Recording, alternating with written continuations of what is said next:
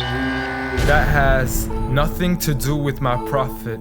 Please just stop it. It doesn't make any sense. That's not the message he sent. That's not what he meant. That's not why he came. So you can claim as much as you want to, but I assure you the man I follow was not the same. See, I know a man who forbade the cutting down of a plant, who even spoke against those who had burnt an ant. So why is it that I simply can't understand how we claim to follow the same man? I mean, I know a man who forbade us from harming the innocent, saying he who does so would not only be prohibited from paradise, but he would not even smell its scent. So please tell me how what you're doing has anything to do with the message that he sent. This is the man who forbade us from even scaring cattle with a knife, saying you have no right to let the animal die twice. And when he was asked for advice, he'd reply, don't get angry, don't get angry, don't get angry, repeating it thrice.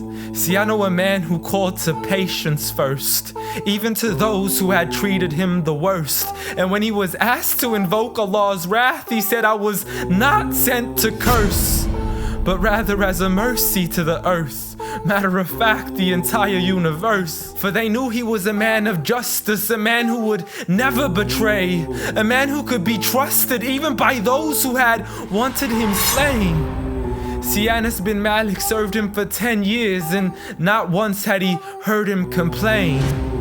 For he would never get angry for himself, but only for Allah's sake. And he never responded to evil with evil, but rather he pardoned and forgave. For had he been harsh-hearted, the people would have ran away. I mean, I know a man who was so caring and compassionate, who said that there is a reward in serving all things that are animate. In other words, everything that breathes, whether it be the animals, the trees, and every single human being. I mean, if Allah called him Rahmatan lil Alameen.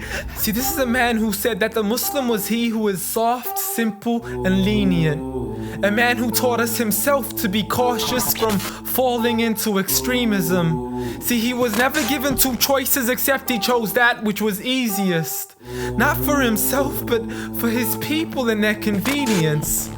See, I know a man who advocated for the freedom of the slaves. A man who taught kindness to the neighbors. Who taught us to serve others without expecting back any favors. To spread peace to those we know and even to the strangers. To walk with humility and to simply ignore the haters.